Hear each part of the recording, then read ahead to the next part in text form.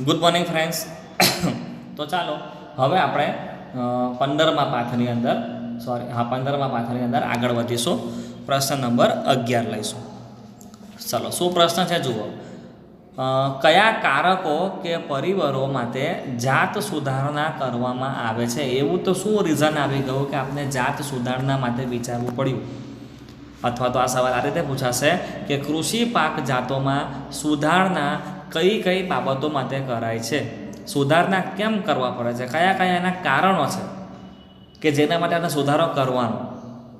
તો સૌથી પહેલાં આવે છે સૌથી અગત્યનું વધુ ઉત્પાદન. ભાઈ, જાતોમાં સુધારણા એક હેતુ માટે થાય છે કે ભાઈ મારે પાકનું ઉત્પાદન વધારે જોઈતું હોય તો એકર દીઠ, બરાબર ને, આપણી જમીન જે હોય ને, જમીનને માપવાનો એકમ છે એકર દીઠ કૃષિ ઉત્પાદકતામાં આપણે વધારો કરવો છે. તો કૃષિ ઉત્પાદકતામાં વધારો કરવો હોય તો ભાઈ પાકમાં જાતની સુધારણા કરવી અત્યંત આવશ્યક છે. નંબર 2 પર આવે છે ગુણવત્તામાં સુધારો કરવો હોય, બરાબર ને. જાતમાં સુધારણા કરવો એનું કારણ શું હશે કે ભાઈ મારો જે પાક આવ્યો એની ગુણવત્તા, એની ક્વોલિટી થોડી ડાઉન હતી, મારે હજુ આની ક્વોલિટી વધારવી છે, તો મારે શું કરવું પડશે? ભાઈ જાતમાં સુધારણા કરવી પડે. એ જ વસ્તુ અહીં લખેલું છે કે ભાઈ પ્રત્યેક પાકમાં ગુણવત્તામાં ભિન્નતા હોય છે. ભાઈ દરેકે દરેક પાકની ગુણવત્તાના માપદંડ અલગ અલગ હોય, બધામાં એક સરખું ના હોય. જેમ કે જુઓ, ઘઉં હોય ને તો ઘઉંની અંદર એની બેકિંગ ગુણવત્તા જોવાય કે એ રસોઈમાં કેવા નીકળશે. કઠોળ હોય તો કઠોળમાં પ્રોટીનની ગુણવત્તા ચેક થાય કે ભાઈ પ્રોટીન વધારે છે કે નહીં. હવે ઘઉંમાં એવું નહીં ચેક થઈ શકે કે ભાઈ પ્રોટીન વધારે જોઈએ, ઘઉંની એ ગુણવત્તા જ નથી. ઘઉંમાં આપણે એવું વિચારે કે એની બેકિંગ ગુણવત્તા સારી રહેવી જોઈએ. કઠોળનો પાક હોય તો આપણે એવું વિચારે કે એમાં પ્રોટીનની ગુણવત્તા સારી હોવી જોઈએ. તેલીબિયા હોય તો એમાં તેલની ગુણવત્તા ચેક કરીએ. જે અથવા તો ફળ કે શાકભાજી હોય તો એનું સંરક્ષણ અગત્યનું છે ભાઈ આપણા માટે. કારણ કે ફળ અને શાકભાજી એનો પાક લાગી જાય ને ખેતરમાં, પછી ખેડૂતોની મુસીબત બહુ વધી જાય. કારણ કે બધા જાત જાતના પશુ પક્ષીઓને ખાવા માટે ખેતરમાં આવી જાય, એ પાકને બચાવવાનું કામ બહુ અઘરું તૈયાર થઈ ગયા. પછી તો એનું સંરક્ષણ મેન અગત્યનું છે, બરાબર ને. તો દરેકે દરેક પાકની ગુણવત્તા જે છે એના માપદંડ અલગ અલગ હોઈ શકે. ઘઉં માટે બેકિંગ ગુણવત્તા હોઈ શકે, કઠોળ માટે પ્રોટીનની, તેલીબિયા માટે તેલની ગુણવત્તા, શાકભાજી અને ફળ માટે સંરક્ષણ અગત્યનું છે, બરાબર છે. તો આ બધા પાસા પર ધ્યાન રાખવું હોય તો આપણે આપણા પાકની જાત સુધારવી પડે. જો આપણે આગળ વધીશું, જૈવિક અને અજૈવિક પ્રતિરોધકતા. મતલબ કે ભાઈ આપણો જે પાક તૈયાર થયેલો છે એ રોગ પ્રતિકારક શક્તિ વધારે ધરાવતો હોવો જોઈએ, બરાબર ને. ચલો વાંચીએ છીએ, જો સાંભળતા રહેજો. ભાઈ જૈવિક અને અજૈવિક પ્રતિરોધકતા એમાં આવે છે રોગો અને કીટકો અને કૃમિઓ જેવી. જૈવિક જ્યારે ઠંડી, હિમપાત, ક્ષારતા, વધુ પ્રમાણમાં પાણી કે અનાવૃષ્ટિ જેવી અજૈવિક પરિસ્થિતિઓના કારણે પાક ઉત્પાદકતા ઘટી શકે છે. ઠંડી, હિમપાત, વધુ ક્ષારતા, વધુ પ્રમાણમાં પાણી, રોગકારક જંતુઓ આવી જાય તો આપને ખ્યાલ છે કે ભાઈ પાકની ગુણવત્તા ઘટી શકે છે, ઉત્પાદન ક્ષમતા ઘટી શકે છે. તો ભાઈ આવી પરિસ્થિતિઓથી સર્જાતી તાણનો પ્રતિકાર કરી શકે તેવી જાત પાક ઉત્પાદન માટે જરૂરી છે. ભાઈ પાક ઉત્પાદન વધારે કરવું હોય તો શું કહે છે કે આનો પ્રતિકાર કરે એવી નવી નવી જાતો બનાવવી પડશે. અત્યારે જે મારે પાકની જાત છે એમાં સુધારણા કરવી આવશ્યક છે. આગળ વધીએ, નંબર 4 પર લઈશું પરિપક્વન સમયમાં ફેરફાર. મતલબ કે પાકને પરિપક્વ થવાનો સમય. મેં તમને આગળના વિડીયોમાં કીધું કે ધારો કે આપણે કોઈ પાકની વાવણી કરીએ છીએ તો એ પાકની વાવણી થયા પછી એ પાક તૈયાર થાય એને કાપણી કરીએ અને લણણી કરીએ ત્યાં સુધીમાં લગભગ 3 થી 4 મહિનાનો સમયગાળો થઈ જાય છે, બરાબર છે. તો એવું વિચારી શકે કે નહીં કે જે પાક 4 મહિના તૈયાર થતો હોય તો એનો પરિપક્વન સમય થોડો ઘટાડીએ, 3 મહિનામાં પાક તૈયાર થઈ જાય, બરાબર ને. તો શું છે કે પાક ફટાફટ પણ તૈયાર થઈ જશે અને ફટાફટ એના રૂપિયા પણ ખેડૂતોને મળવા લાગે, એટલે ખેડૂતની આર્થિક પરિસ્થિતિ પણ એનાથી સુધરે. ઓકે, તો શું કહે છે જુઓ, પરિપક્વન સમયમાં ફેરફારની અંદર જે મેં ચર્ચા કરી તે પ્રમાણે કે બિયારણ વાવવાથી લઈને પાકની કાપણી સુધીનો જે સમયગાળો છે એ ટૂંકો હોય ને, ટૂંકા સમયગાળામાં ફટાફટ પાક તૈયાર થઈ જતો હોય ને તો એ આર્થિક દ્રષ્ટિએ સારો ગણાય. ઓછા સમયગાળાને કારણે પાક ઉત્પાદનમાં ખર્ચો પણ ઓછો લાગે. જો 4 મહિનામાં પાક તૈયાર થતો હોય તો એક મહિનો આખો એની પાછળનો જે ઉત્પાદન ખર્ચ છે તે પણ વધી જાય. એટલું પાણી આપવાનું ઓછું થાય, એટલું ખાતર ઓછું આપવાનું થાય, બરાબર ને? તો ભાઈ ઉત્પાદન ખર્ચ ઓછો થાય, તેમજ ખેડૂત જે છે એને પ્રતિ વર્ષ ખેતરમાં વધુ પાક ઉગાડી શકે. ધારો કે કોઈ પાક 4 મહિને તૈયાર થાય છે, તો 4, 4, 4 એક વર્ષમાં એ 3 વખત પાક લઈ શકે ખેડૂત, કારણ કે 4 મહિને એક વખત પાક ઉતરે. એની જગ્યા પર ધારો કે 3 મહિને પાક ઉતરતો હોય તો 3, 3, 3 ને 3, 3 ચોક 12 થાય. એટલે એ જ પાક ખેડૂત એ પોતાના ખેતરમાં એક વર્ષમાં 4 વાર લઈ શકે, જો પરિપક્વ સમયમાં ફેરફાર થતો હોય તો ક્યાં પાક મારો 3 વાર ઉતરે ને ક્યાં 4 વાર, તો 4 વારનો આખો જે પાક છે ને એને આપણે બોનસ કહી શકીએ, એક્સ્ટ્રા પાક કયો એવું કહેવાય, પૈસા વધારે કમાણી થાય ને એની અંદર. આગળ વધીએ છીએ ભાઈ, સમાન પરિપક્વનથી કાપણીની ક્રિયા સરળ બને અને આ દરમિયાન પાકને નુકસાન પણ એકદમ ઓછું થાય. ઓકે, આગળ વધીએ છીએ. 5મી વાત લઈએ, વ્યાપક અનુકૂળતા. ભાઈ વ્યાપક અનુકૂળતા ધરાવતી જાતોનો વિકાસ કરવાથી આવી જાત વિવિધ વિસ્તારોની વિવિધ આબોહવામાં આપણે ઉગાડી શકીએ છીએ. વ્યાપક અનુકૂળતા હોવી જોઈએ. નવો પાક આપણે પાકની સુધારણા એટલા માટે કરીએ, નહીં તો થાય શું કે ભાઈ જરાક કંઈ આબોહવા આમથી જેમ ચેન્જ થઈ તો આપણો જે પાક હોય નુકસાન પામે, ઉગી નહીં શકે, મરી જાય. ભાઈ એવું ના હોવું જોઈએ. આપણા જે પાક છે ને એની અનુકૂળતા વ્યાપક વધારે હોવી જોઈએ. થોડું ઘણું બદલાતા પર્યાવરણનો એ પ્રતિકાર કરી શકતી હોવી જોઈએ.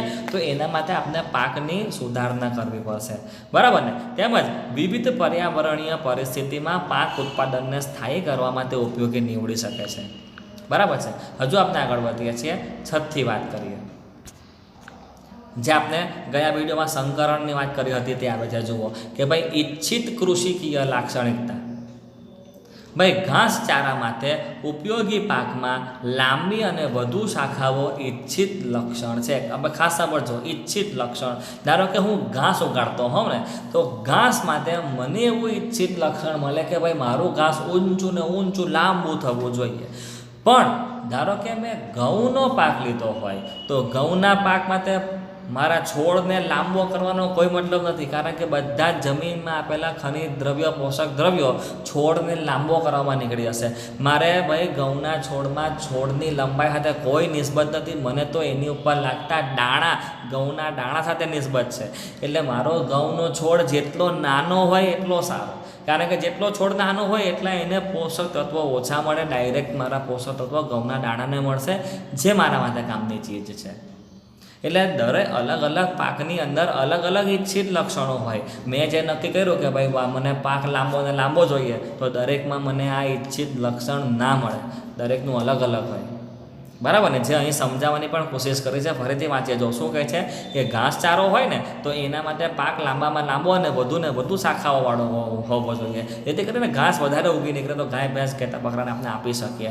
પરંતુ અગર હું અનાજ ઉગાડતો હોઉં તો અનાજ માટે વામન છોડ યોગ્ય છે, એટલે કે નાનો બટકો છોડ હોવો જોઈએ, કારણ કે એના ઉછેર માટે, છોડ નાનો બટકો હોય ને તો એના ઉછેર માટે ઓછા પોષક દ્રવ્યની આવશ્યકતા રહે છે, ફટાફટ પાકી જાય. અને જેટલા પોષક દ્રવ્ય આપે છે પાકને ઓછા મળે, કે ઝાડ પાનને ઓછા મળશે, દાણાને વધારે મળશે. આથી ઈચ્છિત કૃષિકીય લક્ષણોવાળી વિકસતી જાતો વધુ ઉત્પાદકતામાં આપણને મદદ કરી આપે છે. ઓકે, ચાલો હજુ આપણે આગળ વધીશું.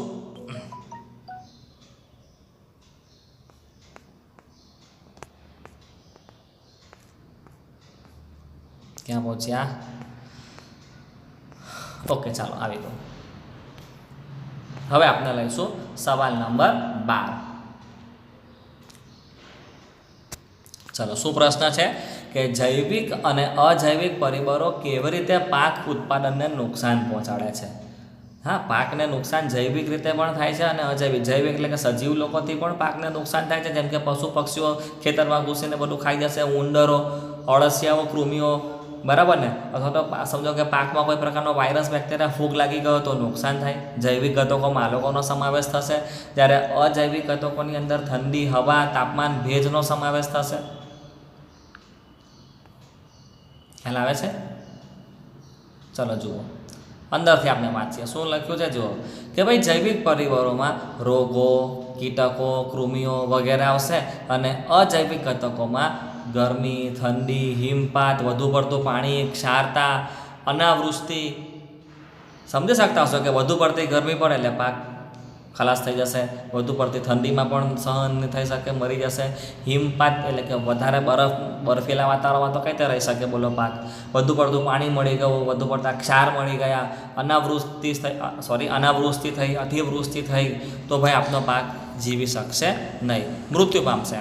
બરાબર ને. તો જૈવિક પરિબળો કયા છે, અજૈવિક પરિબળો છે તે આપણે જોઈ લીધા. એમ કહે છે કે આ લોકો પાકને અસર કરે છે. કઈ રીતે અસર કરે છે? તો આ લોકો દ્વારા એમ કહે છે કે બીજની અંકુરણ ક્ષમતામાં ઘટાડો થાય, પાકનું વજન ઘટી જશે, પાકનું વિઘટન થઈ જાય, દાણાના કદમાં ઘટાડો થઈ જાય, એના છોડ સુકાઈ જશે. આ બધાથી પાક ઉત્પાદકતામાં એકદમ મતલબ કે આ બધાથી આપણા પાકને શું થવાનું ભાઈ? નુકસાન થશે. ઓકે, આગળ વધીએ છીએ. નવો પ્રશ્ન લઈએ, 13મો પ્રશ્ન. પાક સુધારણા માટે ઐચ્છિક કૃષિકીય વૈજ્ઞાનિક લાક્ષણિકતા કઈ છે? તો ભાઈ પાક સુધારણા માટે અગર ઘાસચારો હોય, આપણે બોલી ગયા આગળ કે ઘાસચારાનો પાક હોય તો ઘાસ લાંબુ થવું જોઈએ અને વધુ શાખાઓ થવી જોઈએ. જ્યારે અનાજ હોય તો એના માટે મોટો છોડ નહીં પરંતુ વામન છોડ ઐચ્છિક કૃષિકીય વૈજ્ઞાનિક લાક્ષણિકતા છે. ઓકે, ચલો હજુ આપણે આગળ વધીએ. 14મો સવાલ લઈશું. ટૂંક નોંધ લખવાની છે. પાક ઉત્પાદનનું વ્યવસ્થાપન, મતલબ કે જે પાક આપણે ઉત્પન્ન કરીએ છીએ એને આપણે કઈ રીતે મેનેજ કરીએ, મેનેજમેન્ટ કરવું બહુ જરૂરી છે ને ભાઈ પાક ઉત્પાદનનું. જરા જોઈ લઈએ કે કઈ રીતે આપણે એને મેનેજમેન્ટ કરીશું. 14મો સવાલ. ભાઈ, અન્ય ખેતી પ્રધાન દેશોની સરખામણીમાં ભારતમાં નાના ખેતરોથી લઈને મોટા ખેતરો સુધીની ખેતી થાય છે. ભારત પાસે ખેતીલાયક જમીન ઘણી બધી છે. હવે એવું પણ નથી કે જમીન મોટી છે, વીઘાને વીઘા જમીન છે, એવું નથી. આપણા દેશની અંદર મધ્યમ વર્ગીય ખેડૂતો પણ રહે છે. બરાબર છે. થોડા સારા કહી શકાય આર્થિક દ્રષ્ટિએ એવા ખેડૂતો પણ ખેતી કરે છે. મતલબ કે કોઈનું ખેતર નાનું છે, કોઈનું ખેતર મોટું છે. તો શું કહે છે કે આપણા દેશમાં નાના ખેતરોથી લઈને મોટા ખેતરો સુધીની ખેતી થાય છે. એટલે ઢગલાબંધ પાક થાય છે એટલે એનું મેનેજમેન્ટ કરવાનું આવશે. જુઓ શું કહે છે કે ભાઈ આ કારણે વિવિધ ખેડૂતો પાસે ભૂમિ, ધન, સૂચના અને તકનીકીની પ્રાપ્યતા ઓછી અથવા તો વધુ હોઈ શકે. ભાઈ જેનું ખેતર નાનું છે તો એમ સમજો કે એ જે ખેડૂત છે આર્થિક રીતે થોડો પછાત હશે. ખેતર નાનું છે તો એના ખેતરની અંદર તમને આધુનિક ખેતીના ઓજારો જોવા નહીં મળે. આધુનિક ટેકનિકથી જે ખેતી થાય છે, સિંચાઈ પદ્ધતિ, મતલબ કે ભાઈ ટપક સિંચાઈ પદ્ધતિ કે ભાઈ ફુવારા પદ્ધતિ, તો તમને એના ખેતરમાં જોવા નહીં મળે. પણ જેનું ખેતર મોટું છે તો એ આર્થિક રીતે સમૃદ્ધ ખેડૂત હશે તો એના ખેતરમાં તમને તકનિક કે ધન કે સૂચના તમને વધારે જોવા મળશે. એટલે ભાઈ કોઈનું ખેતર નાનું છે, કોઈનું ખેતર મોટું છે, મતલબ કે કોઈના પાસે ભૂમિ, ધન કે બધી રીતે તકનીકી પ્રાપ્યતા છે તો કોઈની પાસે ઓછી હશે, કોઈની પાસે વધારે હશે. આગળ વધીએ. આર્થિક પરિસ્થિતિઓ ખેડૂતને વિવિધ ખેત પ્રણાલીઓ અને તકનીકો અપનાવવામાં અગત્યની ભૂમિકા ભજવે છે. વાત તો સાચી છે કે ખેડૂતની આર્થિક પરિસ્થિતિ ખાસ ધ્યાનમાં જોવામાં આવે છે કે ભાઈ એની પાસે આર્થિક પરિસ્થિતિ સારી હશે તો નવી ખેતી પ્રણાલીઓ, તકનીકો અપનાવશે, નહીં હોય તો નહીં અપનાવે. હજુ આગળ વધીએ. ભાઈ, વધુ રોકાણ કે યોગદાન અને પાક ઉત્પાદન વચ્ચે સહસંબંધ છે. સાચી વાત છે. જેની પાસે વધુ રોકાણ, જેનું વધુ યોગદાન, એનું પાક ઉત્પાદન વધારે. જેનું ઓછું રોકાણ, જેનું ઓછું યોગદાન, એનું પાક ઉત્પાદન ઓછું. ડાયરેક્ટ સહસંબંધ છે ભાઈ આ લોકોને આ છે. આમ ખેડૂતોની રોકાણ કરવાની ક્ષમતા પાકના તંત્ર અને ઉત્પાદન પ્રણાલીઓનું નિર્ધારણ કરે છે. આ ખેડૂતોની રોકાણ કરવાની ક્ષમતા પર બધું ડિપેન્ડ કરે છે કે ભાઈ જો વધારે રોકાણ કરશે તો પાકનું તંત્ર ઉત્પાદન વધારે થશે, ઓછું રોકાણ થાય તો ઉત્પાદન ઓછું થશે. એટલે અહીંયા લખેલું છે જુઓ કે ઉત્પાદન પ્રણાલીઓના સ્તરમાં રોકાણ વગરનું ઉત્પાદન, ઓછું રોકાણનું ઉત્પાદન અને વધુ રોકાણનું ઉત્પાદન. એકદમ નાનું ખેતર હોય ને તો એમાં રોકાણ જરાક પણ નહીં આવે. પોતે જ હળ, પાવડા, કુહાડી લઈને જાતે ખેતી કરી લેવાની, ₹1 રોકાણ નહીં. બરાબર. થોડું મધ્યમ ખેડૂત હોય, મધ્યમ એનું ખેતરની સાઇઝ હોય તો થોડું ઓછું રોકાણ કરશે. તે મોટું ખેતર હોય તો વધુ રોકાણ થશે. ઓકે, ચાલો આગળ વધીએ છીએ. પ્રશ્ન નંબર 15મો લેવાનો છે, જેમાં આપણે સમજવાનું છે વનસ્પતિના પોષક તત્વો. ભાઈ, વનસ્પતિ તમને ખ્યાલ છે કે જો આપણે બી કોઈ પણ પ્રકારની વનસ્પતિ રોપવી હોય ને તો જમીનમાં આપણે જો ખાતર આપવું પડે, પાણી આપવું પડે, સૂર્યપ્રકાશ આપવો પડે. બરાબર છે. ખાતર આપીશું એટલે મતલબ કે આપને ખબર છે કે વનસ્પતિનું જે મૂળ છે ને તે જમીનમાંથી પાણીની સાથે ખનિજ ક્ષારોનું પણ શોષણ કરે છે. તો એ કયા ખનિજ ક્ષારોનું શોષણ કરે છે તે જોવાના છે કે ભાઈ કયા કયા પોષક તત્વોની એને જરૂર છે, જમીનમાંથી એ શું શું લે છે. હવે એવું જરૂરી નથી કે વનસ્પતિ જમીનમાંથી જ બધા પોષક તત્વો લે છે. ભાઈ વનસ્પતિ હવામાંથી પણ પોષક તત્વો લે છે, પાણીમાંથી પણ લે છે. તો ભાઈ વનસ્પતિના પોષક તત્વ કયા કયા છે એને સમજૂતી શું છે તે ફટાફટ આપણે સમજવાનું ચાલુ કરીએ. જુઓ, ખાસ ધ્યાન આપજો. ભાઈ વનસ્પતિઓને વૃદ્ધિ, વિકાસ અને તંદુરસ્ત રહેવા માટે પોષક તત્વોની આવશ્યકતા રહેલી છે. વાત એકદમ સાચી. વૃદ્ધિ, વિકાસ માટે, તંદુરસ્ત રહેવા માટે પોષક તત્વો આપણે જોઈએ જ જોઈએ. આગળ વધીએ. પોષક તત્વોની પ્રાપ્તિ. ભાઈ ક્યાંથી મળે વનસ્પતિના પોષક તત્વો? તો ભાઈ હવામાંથી, પાણીમાંથી અને જમીનમાંથી મળે વનસ્પતિને. ભાઈ આવા પોષક તત્વો કેટલા છે તે ખાસ સમજજો. 16 પોષક તત્વો છે ટોટલ. હવે 16માંથી ટોટલ જે 16 જન છે ને 16માંથી તમે ચેક કરો, હવામાંથી એને 2 પોષક તત્વો મળે છે. હવામાંથી 2, પાણીમાંથી 1, અહીંયા 2 અને 1 3 થયા. 16માંથી 3 હવા, પાણીમાંથી મળે તો બચ્યા 13. બાકીના જે 13 પોષક તત્વો છે એ વનસ્પતિને જમીનમાંથી મળે. હવે જમીનમાંથી જે 13 મળે છે ને એમાં પણ છે ને વર્ગીકરણ કરવું છે. જુઓ, અમુક છે બૃહદ પોષક તત્વો, અમુક છે એને કહેવાય છે બૃહદ. બૃહદ એટલા માટે, એનું બીજું નામ પહેલાં જોઈ લઈએ. એનું બીજું નામ છે ગુરુ પોષક તત્વો. બૃહદ કે ગુરુ નામ એટલા માટે આપેલું છે કે આ જે પોષક તત્વો છે એ વનસ્પતિને વધારે પ્રમાણમાં જોઈએ, માત્રા વધારે જોઈએ. તમે એવું નહીં સમજતા કે આ લોકોનું ઇમ્પોર્ટન્સ વધારે છે. ના, એવું નથી. ઇમ્પોર્ટન્સ તો આનું અને આનું બંનેનું એક સરખું જ હોય. પણ ફરક શું છે? ફરક એ છે કે આ જે પોષક તત્વો છે, શું ફરક છે કે આ જે બૃહદ પોષક તત્વો છે ને એ પ્રમાણમાં વધારે જોઈએ અને જે સૂક્ષ્મ પોષક તત્વો છે તે પ્રમાણમાં ઓછા જોઈએ. બાકી મહત્વ તો બંનેનું એક સરખું જ છે.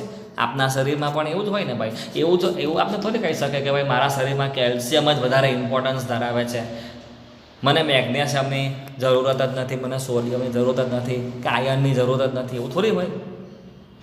બરાબર ને? બધા જ પોષક તત્વો બધા ઓછા પ્રમાણમાં આપણા શરીરમાં જોઈએ એટલે જોઈએ. કોઈ વધારે પ્રમાણમાં જોઈએ, કોઈ ઓછા પ્રમાણમાં જોઈએ, પણ બંનેનું ઇમ્પોર્ટન્સ તો કેવું ભાઈ? એક સરખું. ઓકે, ડીમામાં ઉતરે છે ભાઈ. તો જરા ફરીથી આપણે સમજી લઈએ. જુઓ કે ભાઈ વનસ્પતિને ટોટલ 16 પોષક તત્વોની જરૂર હોય છે. એમાંથી કાર્બન અને ઓક્સિજન છે તેને હવામાંથી મળી આવશે. કાર્બન ડાયોક્સાઇડ સ્વરૂપમાં એને મળતા રહેશે હવામાંથી, CO2, O2. ઓકે, પાણીમાંથી એને હાઇડ્રોજન મળશે. H2O છે એટલે હાઇડ્રોજન તત્વની જરૂર છે વનસ્પતિને, પાણીમાંથી મેળવી લેશે.